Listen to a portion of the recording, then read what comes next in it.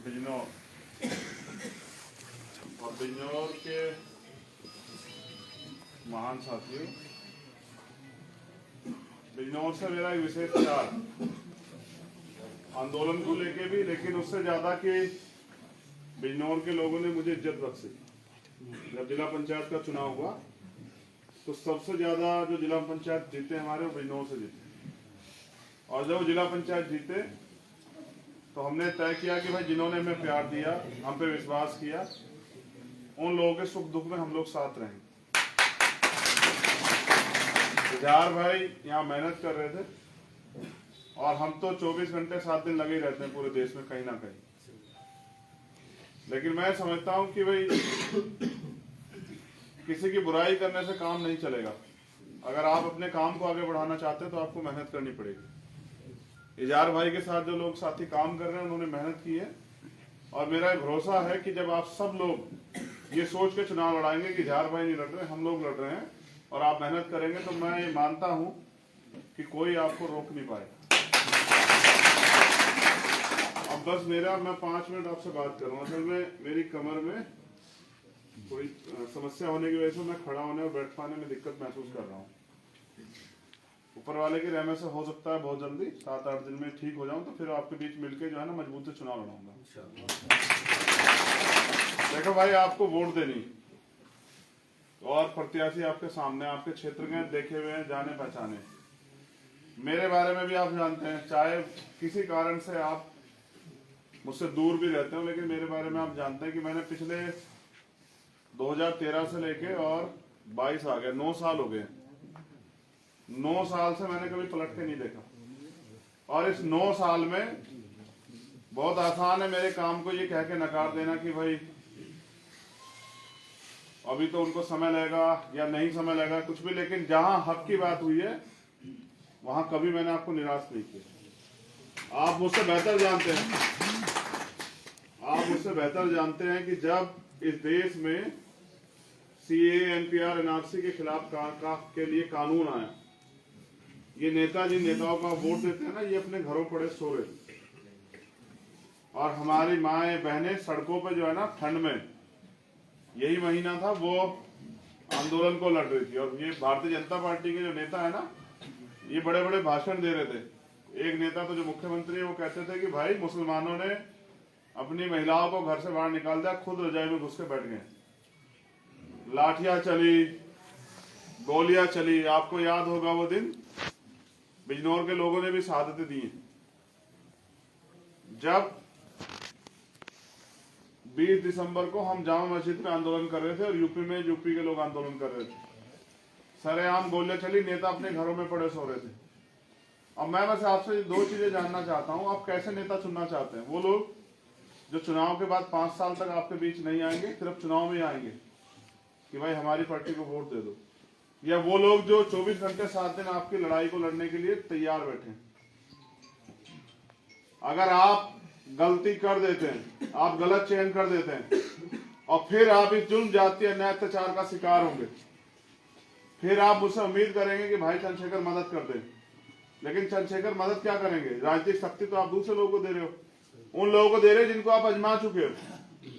क्या कोई ऐसी पार्टी, कोई ऐसा नेता है जिसको आपने ना आजमाया हो, और उनके आजमाने पे आपको मिला क्या? आप लोग बताओ, आपकी जिंदगी कितनी बदली? तो जब आपकी जिंदगी नहीं बदली और आप ये मानते हैं कि लोगों ने आपको ठगाया, तो फिर उन ठगे लोगों को, हमारे पिताजी कहा करते थे कि आजमाए हुए लोगों पर दोबारा उनको आजमाना नहीं चाहिए। अगर आप आजमाए हुए को आजमाना चाहते हैं तो यानी कि आप दोबारा धोखा खाने के लिए तैयार हो रहे हैं। जो आंदोलन, जिस आंदोलन से ये इजहार भाई तैयारी कर रहे थे, क्या वहां काम करने वाले को टिकट मिलता है? वहां तो टिकट का एक ही पैमाना है। मैं तो कहना भी नहीं चाहता, क्योंकि मैंने कभी किसी को बुरा कहना नहीं सीखा। जब पैसा पैमाना है तो फिर निसंदेह व्यक्ति तो नहीं आगे बढ़ सकता। वहां तो जिला पंचायत से लेके, पार्षद से लेके, विधायक, MP सब तोले जाते हैं। तो हमने तो अपने लोगों से कहा, मैं इजहार भाई से भी कह रहा हूँ यहाँ बैठे हुए, अगर आपसे भी किसने पैसे मांगे तो मुझे बता देना, क्योंकि मैं इस राजनीति को पैदा नहीं होने दूंगा अपने यहाँ। ये जो पैसे की राजनीति है ना, इस पैसे की राजनीति की वजह से जो लोग मेहनत करते हैं वो लोग तो बाहर बैठते हैं, और जो पैसे वाले होते हैं वो अंदर बैठ जाते हैं, उनकी वजह से जो मेहनत करने वाला उसका हौसला टूट जाता है। तो मैं आपको भी कह रहा हूँ, मुझे बता देना चुपचाप। ऐसा नहीं है कुछ भी। अगर आपसे भी टिकट के पैसे वैसे किसने लिए हो? नहीं, किसी ने नहीं कुछ। हाँ, तो फिर अगर ऐसा कोई करेगा तो वो उसको मैं रहने भी नहीं दूंगा पार्टी में, क्योंकि हम ईमानदारी से इस आंदोलन को आगे चलाना चाहते हैं। ये चलेगा आपके सहयोग से। आप महसूस करो, चुनाव खत्म होगा, नेता वापस चले जाएंगे। कहीं अगर किसी कमजोर पे, किसी मजलूम पे अन्याय अत्याचार होगा, कौन लड़ेगा? देखा आपने 5 साल में लड़ते किसी को? एक नेता बताओ जो आपके सुख दुख में आपके बीच आके लड़ाओ। और सहा क्या नहीं आपने? हर रोज आपको सहना पड़ता है। तो मैं फिर कह रहा हूं, इन झूठों के भरोसे लड़ाई आगे नहीं लड़ी जा सकती। कितना अच्छा माहौल है, देखो तो सही। जो पहले बीजेपी में सारी मंत्रिमंडल था, आज वो समाजवादी में आ गया है। भाई वही तो है, जो पहले बीजेपी में कैबिनेट थी वही तो समाजवादी आ गई है। और अगली बार समाजवादी से हटेंगे तो वो किसी और दल में चले जाएंगे। नेता बदल रहे हैं, उनके कपड़े बदल रहे हैं पार्टी के रूप में, बाकी उनका चरित्र नहीं बदल रहा है। अगर आपको अपने लोगों की लड़ाई लड़नी है ना, तो अपने बीच के व्यक्ति को आगे बढ़ाना पड़ेगा। मुझे भरोसा है कि इजहार आपके मान सम्मान को कमजोर नहीं पड़ने देंगे। और फिर मैं आपसे वादा कर रहा हूं कि देखो, मैं विधायक एमपी जरूर बिल्कुल ना, शायद ना हो, लेकिन हमारे लाठी में बहुत जोर, हमारा झंडा दोनों बहुत मजबूत है, और हम इस अपनी लड़ाई को लड़ना जानते हैं। तो इजहार भाई के पीछे अब हम खड़े हैं। अगर किसी को ये लगता हो कि वो बहुत बड़ा बदमाश है, क्रिमिनल है, या वो ताकतवर है, तो याद रखो कि ऊपर वाले की लाठी में आवाज नहीं होती। ये इजहार भाई हमारे प्रत्याशी, और इनके लिए मैं खुद हर गांव जाके अपने समाज से, जो पूरा बहुजन समाज है, उनसे वोट मांगने का काम करूंगा। मैं भी ये जानना चाहता हूं, क्या तो मेरे काम में कोई कमी बताओ, और अगर मेरे काम में कमी नहीं है तो फिर मेरा साथ दो। और अगर आप मेरा साथ दे रहे हो ना, तो मेरी बात को आप लिख लेना। उत्तर प्रदेश ही नहीं, ये लड़ाई तो उत्तर प्रदेश शुरू हो रही है, क्योंकि ये तो मेरा सहारनपुर, मुजफ्फरनगर, बिजनौर मेरा गृह जनपद है। ये असली लड़ाई तो 2024 में लड़ी जाएगी। पहले इनका यहाँ इलाज कर रहे हैं, और फिर इनका वहां भी इलाज करेंगे। लेकिन सत्य ये है, इलाज करने के लिए भेज किसे रहे हो? जो लोग 5 साल उनका सामना नहीं कर पाए, अब कर लेंगे क्या उनका सामना? जो उनके सामने 5 साल आंख से आंख मिला के खड़े नहीं हो पाए, आज सामना कर लेंगे क्या? ये लड़ाई कमजोरों की, और कमजोरों को अपने कंधों पे लड़नी पड़ेगी, अपने सहारे लड़नी पड़ेगी, अपनी मेहनत से लड़नी पड़ेगी। वरना हमेशा ऐसा ही होगा जो पिछली बार होता आया। और जहां तक हमने मेहनत की है, आज जो उनके साथ साथी आए हैं, वो और भीम आर्मी के लोगों ने यहाँ काम किया है। और जब हम अपने काम को लेकर अपने परिवार के बीच में जाएंगे, तो हमारी माता बहनें हमें साथ देंगी। और ये पहले भी हुआ जिला पंचायत में, और विधानसभा में भी होगा। आप अपने दिमाग से ये बात निकाल लेना कि किसी को गलतफहमी हो कि वो वोट कहीं और जाएगा। वो वोट आपको जाएगा, और आपको जाएगा। आप भले इसका साथ छोड़ देना, इजहार भाई के समाज के लोग, कि भाई ये कमजोर है, लेकिन मैं इसको कह रहा हूं कि ये मेरा भाई है, और ये कमजोर नहीं है। इसके पीछे चंद्रशेखर आजाद खड़ा है, और जो ना मुख्यमंत्री से डरता और ना प्रधानमंत्री से डरता। और अभी वहां गोरखपुर में भी हराएंगे, बिल्कुल। आप चिंता मत करो, गोरखपुर में भी हरा के भेजेंगे, गोरखपुर से भी जीतने देंगे। वो जो मुख्यमंत्री सरकार के दम पे जो है ना तानाशाह समझ बैठा, उसको गोरखपुर में हरा के भेजेंगे। जब से घोषणा की है, नींद भी पता नहीं कैसे आ जाएगी मुख्यमंत्री जी को। ठीक है, हो सकता है गांजा वाजा पीना कम कर दिया, लेकिन एक सच है कि गोरखपुर के लोगों से भी मेरी बात हुई। वो कह रहे हैं कि साहब देखो, इनकी यहाँ तानाशाही है, फरमानशाही है। हमें तो लगता नहीं, आपसे तो उम्मीद है कि आप इसके सामने अड़ सकते हो। तो मैंने उनसे कहा कि अड़ने के लिए तो आ रहा, अगर सिर्फ चुनाव की बात होती तो ये नेटवर्क वाले मुझे कई दिन से वो कर रहे थे कि भैया नेटवर्क आ जाओ, जिता के भेजेंगे, नेटवर्क आ जाओ, जिता के भेजेंगे। जिताने की, जीतने की लड़ाई, हराने की भी है। उनको हराना है वहां जाके, क्योंकि अगले 5 साल अपने लोगों को मरने के लिए नहीं छोड़ सकते हम लोग। ठीक है, क्योंकि जब सत्ता गलत हाथों में होगी तो नुकसान होगा। आप अपने यहां से इसको जिता के भेज देना इजहार को। बाकी जगह से ऐसा नहीं, हम लोग मेहनत कर रहे हैं और हम इस ताकत में जाएंगे, हमारे बिना उत्तर प्रदेश की सरकार नहीं बनेगी। आप मेरी बात को नोट कर लीजिए। और जब आपके जरिए सरकार बनेगी तो ये बताओ काम किसके होंगे? तो ये मुजफ्फरनगर भी देगा रिजल्ट, बिजनौर भी देगा, सहारनपुर भी देगा, मेरठ भी देगा और गाजियाबाद भी देगा। पश्चिम में अमरोहा भी रिजल्ट देगा, मुरादाबाद भी रिजल्ट देगा और बरेली भी रिजल्ट देगा। हमने काम किया और हम अपनी मेहनत के दम पे, और हमारा मैनिफेस्टो है। जो मैंने मैनिफेस्टो जारी किया उसके बाद कई पार्टियों ने कॉपी कराया उसको कि हम भी ये देंगे, हम भी देंगे। उनसे पूछे भाई तुम कहां से दोगे, तुम पे तो 5-5 साल सरकार है, तब तो दिया नहीं। मैंने तो उनसे भी पूछा जो कह रहे हैं कि अब विकल्प है गठबंधन वाले। मैंने कहा कि आपने कहा था 18% आरक्षण देंगे मुसलमानों को, सरकार भी आई, क्यों नहीं दिया? क्यों नहीं दिया? आप पे तो सरकार थी ना, क्यों नहीं दिया? जब आप पे सरकार नहीं थी तब तो कुछ नहीं दिया, सरकार थी। अब आप कह रहे हैं कि देंगे, कहां से दे दोगे आप पे तरीका है देने का? तो नहीं, चुप्पी। मैंने कहा तो आप झूठ के भरोसे, आप में और मोदी में फर्क क्या बचेगा फिर? वो भी झूठ बोलते हैं और आप भी झूठ बोलते हैं। हम आपसे वादा कर रहे हैं, हमें अवसर मिलेगा तो हम दे के दिखाएंगे, हमें पता कैसे दिया जाता है। हमारा मैनिफेस्टो है, उस मैनिफेस्टो को मैंने आज इनको बताया था। ये इजहार भाई शायद देर से पहुंचे थे। हाँ। वो मैनिफेस्टो आप अगर अपने लोगों को, जो लोग हैं बहुजन समाज के या जो भी लोग हैं विधानसभा में, आप एक बार उनको जाके बताना कि हमारे सरकार आने पे, हमें अवसर मिलने पे ये हम देंगे। तो मैं लिख के देता हूं कि वो लोग आपका मैनिफेस्टो सुनने के बाद आपको मदद कराएंगे और आपका साथ देंगे, और एक से एक मिलके 11 हो जाएंगे, और 11 जो है ना वो 1111 हो जाएंगे। इस तरह से हमारी गिनती बढ़ती रहेगी। ये लोकतंत्र है। जनता जो है तैयार बैठी, बस उन्हें विकल्प चाहिए जो उनके लिए लड़ सके। और हमें इजहार भाई पे भरोसा है, यहाँ की यूनिट पे भरोसा है, यहाँ के हमारे सम्मानित जिला अध्यक्ष जी और इस मंडल के जो हैं मुख्य प्रभारी। मैं तो कोऑर्डिनेटर शब्द से भी नाराज हूँ। ये कोऑर्डिनेटर शब्द भी बुरा है, इसके नाम से डर जाते हैं लोग।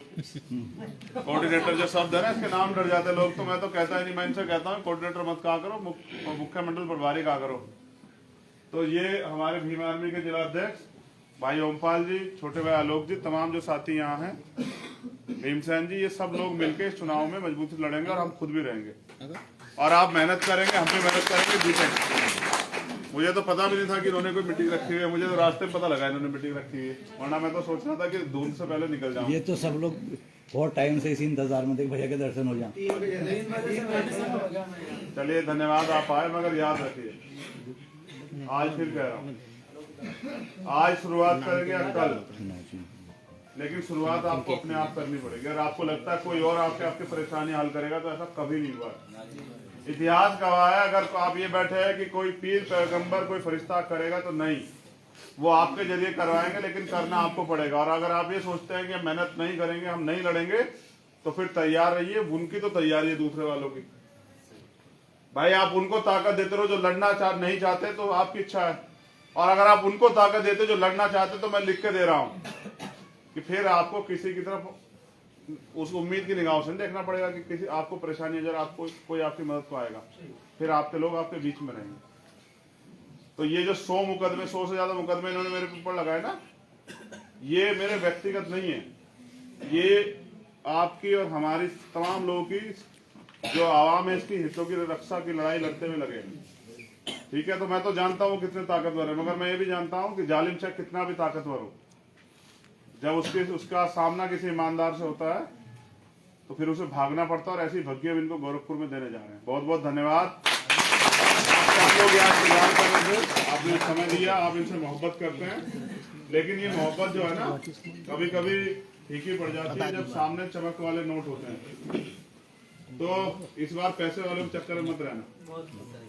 मैंने कई बार देखा कि मेहनत जो है ना वो कमजोर पड़ जाती है जब पैसों की चमक आदमी के सामने आती है। लेकिन ये याद रखना, मैं अपने समाज के लोगों से स्पेशली कह रहा हूँ कि माननीय काशीराम साहब ये कहते थे कि वोट का अधिकार आपको बिकने के लिए नहीं मिला हुआ, वोट का अधिकार आपको गुलामी से मुक्ति के लिए मिला हुआ है, कि आप वोट का प्रयोग करके आप अपनी सत्ता स्थापित करोगे, अपने लोगों को जिता के भेजोगे, तो इसलिए आपको वोट का अधिकार मिला हुआ है।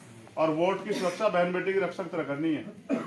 तो वोट को अगर जालिम को दोगे तो फिर कल को अपनी जान बचाते घूमोगे चारों तरफ। और अगर वोट को जिम्मेदारी से अपने साथी को दोगे तो आने वाला कल जो है वो एक नई भारत लिखेगा और फिर आपको परेशान नहीं होना पड़ेगा। बहुत बहुत धन्यवाद, शुक्रिया।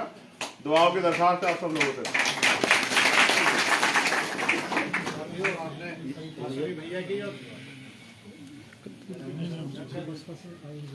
अच्छा, एक मिनट दे दो, ये मेरे जरिए चाहते हैं। ये सब लोग बैठे रहने, जिनका अध्यक्ष जी नाम बोल रहे हैं, केवल खड़े होकर परिचय हो जाएगा आपका। डॉक्टर उमेश जी, जय थोड़े जो लोग हैं आप इधर आगे आ जाइए। धन्यवाद। डॉक्टर नागेंद्र जी,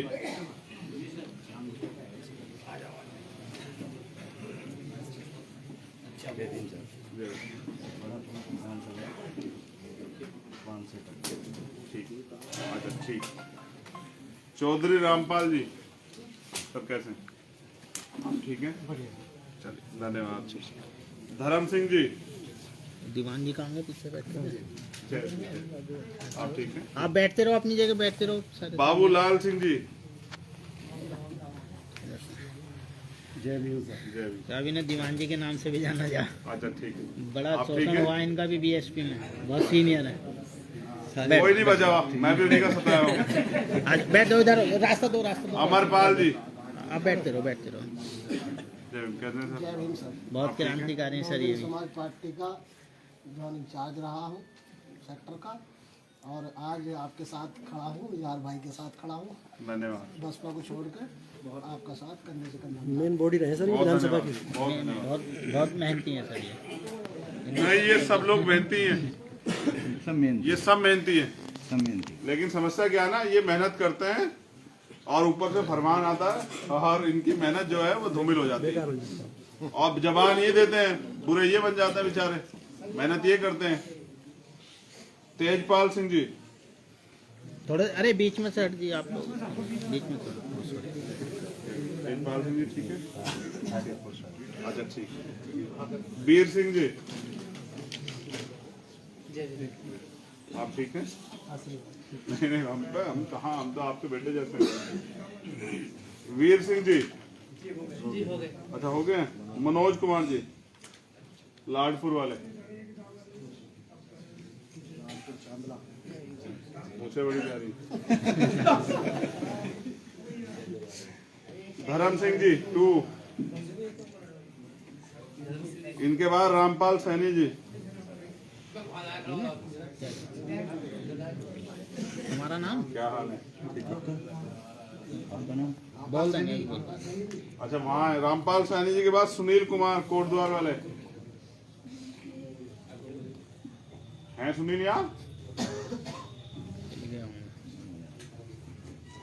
सुरेंद्र सिंह जी, सुनील कुमार है या सुनील कुमार? आप ठीक हैं?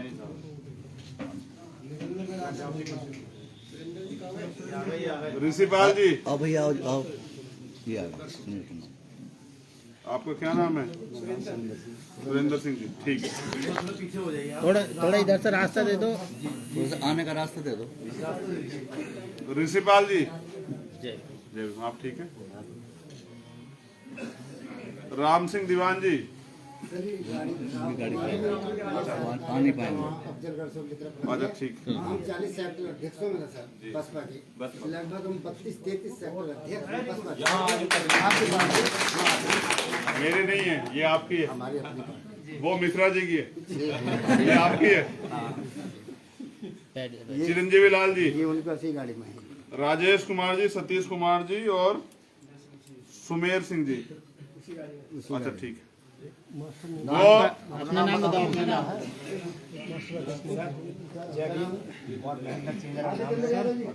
जितेंद्र यादव जी आए हुए हैं ठाकुर द्वारा से। मेरा फोन किया था कि आप